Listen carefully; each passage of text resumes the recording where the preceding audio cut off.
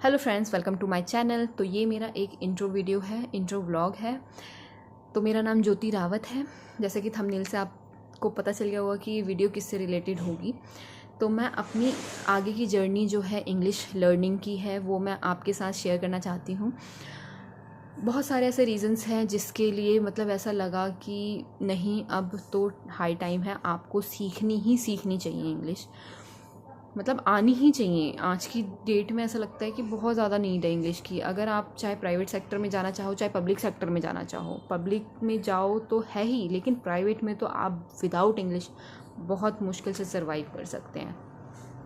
जैसे कि मैंने बीएड किया हुआ, मैं टीचिंग फील्ड से हूँ, बट मैं गवर्नमेंट जॉब की प्रिपरेशन करती हूँ।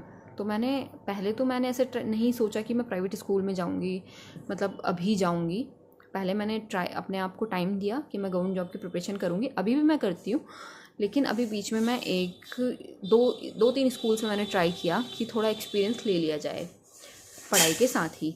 तो मैंने लिया और वहाँ जाके मुझे रियलिटी पता चली कि मतलब विदाउट इंग्लिश आप टीचिंग फील्ड में या फिर किसी और फील्ड में बहुत ज़्यादा आपको लो कॉन्फिडेंस फील होगा। और मतलब आप वहाँ पे अपनी क्या बताऊँ, स्टाफ के साथ बात करने में मतलब फील ही नहीं होगा कि क्या बात करें, क्योंकि वो आपसे इंग्लिश में बात करेंगे तो आप हिंदी में रिप्लाई कर रहे हो तो आपको खुद ही इतना बेकार लगेगा। तो एक तो सबसे ये वाला रीज़न है कि नहीं, सीखनी चाहिए। आज की डेट में सबको आनी चाहिए इतनी कि मतलब एक तो सबसे पहले तो समझ में आ सके, और इतनी कि हाँ भाई, कोई अगर हमें थोड़ा सा कुछ ऐसे इंग्लिश में बोल रहा है तो हम थोड़ा सा रिप्लाई कर सकें।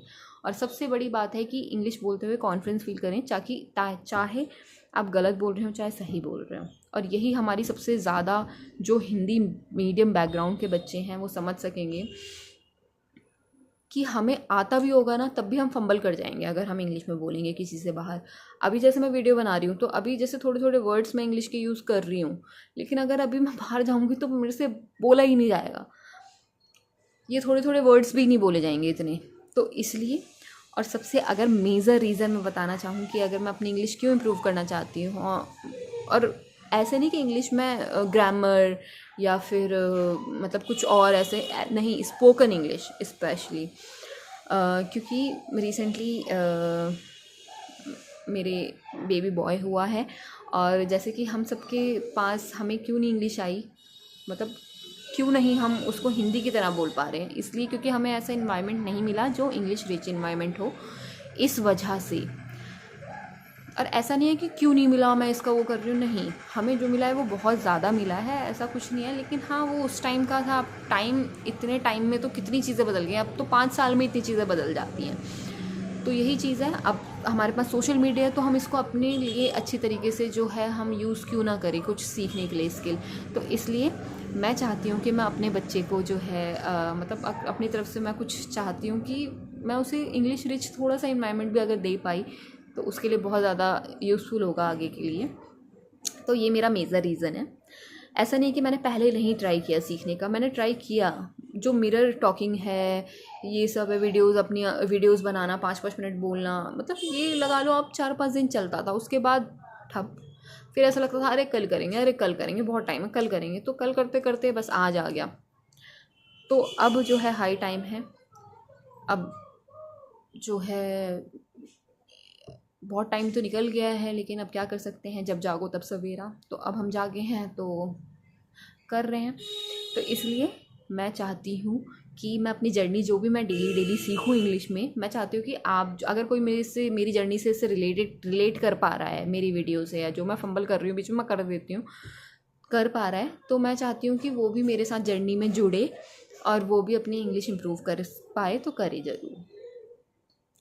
छोटी छोटी चीज़ें से बड़ी बड़ी चीज़ें जो भी मैं इंग्लिश में सीखूंगी मैं वो सब उसमें करूँगी। मैं कौन से तरीके अपना रही हूँ इंग्लिश इम्प्रूव करने के, कौन सा प्रोनाउंसिएशन के लिए क्या चीज़ कर रही हूँ, स्पोकन के लिए क्या चीज़ कर रही हूँ, तो ये सब चीज़ें मैं अपने वीडियोस के थ्रू बताऊँगी। और साथ में मैं व्लॉगिंग भी करूँगी, और व्लॉगिंग में मैं यूज़ चाहूँगी कि ज़्यादा से ज़्यादा, मतलब कोशिश करूँगी, ट्राई करूँगी कि ज़्यादा से ज़्यादा मैं इंग्लिश बोल सकूँ, ताकि मैं उसको फ़्लो में ला सकूँ।